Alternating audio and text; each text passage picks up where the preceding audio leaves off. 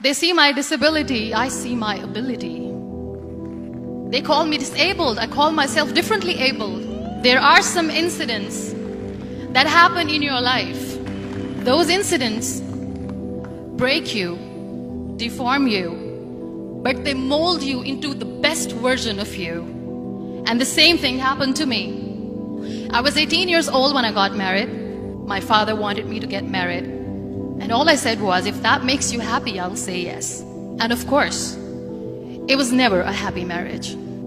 Just about after 2 years of getting married, I met a car accident. Somehow my husband fell asleep and the car fell in the ditch. He managed to jump out, saved himself. I'm happy for him. But I stayed inside the car and I sustained a lot of injuries. The list is a bit long, don't get scared. The wrist was fractured. Shoulder bone and collarbone were fractured. My whole rib cage got fractured. And because of the rib cage injury, lungs and liver were badly injured. I couldn't breathe.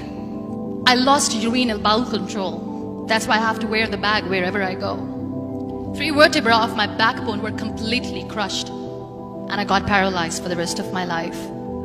I finally ended up in a hospital where I stayed for 2.5 months. I underwent multiple surgeries. One day, doctor came to me and he said, well, I heard that you wanted to be an artist, but you ended up being a housewife. I have a bad news for you. You won't be able to paint again because your wrist and your arm are so deformed, you won't be able to hold a pen again. Next day, doctor came to me and said, your spine injury is so bad, you won't be able to walk again. Because of your spine injury and the fixation that you have in your back, you won't be able to give birth to a child again. That day, I was devastated. I asked my mother, why me? And that is where I started to question my existence. Why am I even alive? And that is where I realized that the words have the power to heal the soul. My mother said to me, this too shall pass. God has a greater plan for you. I don't know what it is, but He surely has. And in all that distress and grief, somehow or the other, those words were so magical that they kept me going. One day I asked my brothers, I know I have a deformed hand, but I'm tired of looking at these white walls in the hospital and wearing these white scrubs. I'm getting tired of this. I want to add more colors to my life. I want to do something. Bring me some colors, bring me some small canvas. I want to paint. So the very first painting I made was on my deathbed, where I painted for the very first time. It was not just an art piece or just my passion. It was my therapy. And then I was discharged and I went back home. And I went back home and I realized that I have developed a lot of pressure ulcers on my back and on my hip bone. I was unable to sit.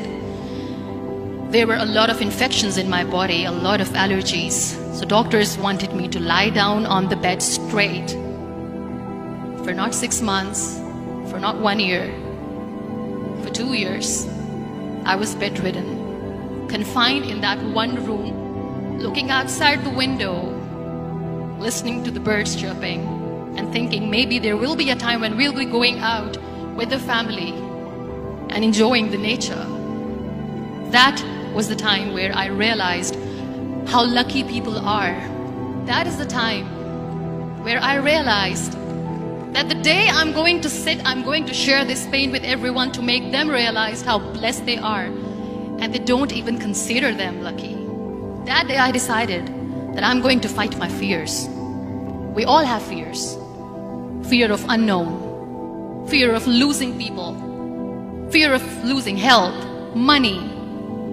We want to excel in career, we want to become famous, we want to get money. We are scared all the time. So I wrote down one by one all those fears. And I decided that I'm going to overcome these fears one at a time. You know what was my biggest fear? Divorce. I was trying to cling on to this person who didn't want me anymore, but I said no. I have to make it work.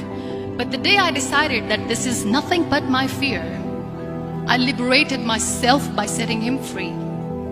And I made myself emotionally so strong that the day I got the news that he's getting married, I sent him a text that I'm so happy for you and I wish you all the best. And he knows that I pray for him today. Number 2 was, I won't be able to be a mother again. And that was quite devastating for me. But then I realized there are so many children in the world, all they want is acceptance. So there is no point of crying, just go and adopt one. And that's what I did. People think that they will not be accepted by the people because we, in the world of perfect people, are imperfect. So I decided that instead of starting an NGO for disability awareness, which I know will not help anyone, I started to appear more in public. I started to paint. I decided that I'm going to join the national TV of Pakistan as an anchor person. And I've been doing a lot of shows for the last 3 years. I became the National Goodwill Ambassador for UN Women Pakistan, and now I speak for the rights of women, children. We talk about inclusion, diversity, gender equality, which is a must. Every time I go in public, I always smile. It's always a big toothy smile on my face, and people ask me, don't you get tired of smiling all the time? What's the secret? I always say one thing, that I have stopped worrying about the things that I have lost, the people that I have lost. Things and people who were meant to be with me are with me.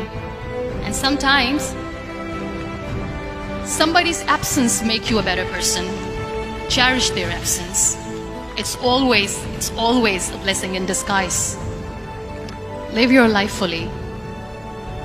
Accept yourself the way you are. Be kind to yourself. Be kind to yourself. I'll repeat, be kind to yourself, and only then you can be kind to others. Love yourself and spread that love. Life will be hard. There will be turmoils, there will be trials, but that will only make you stronger. So when you accept yourself the way you are, the world recognizes you. It all starts from within.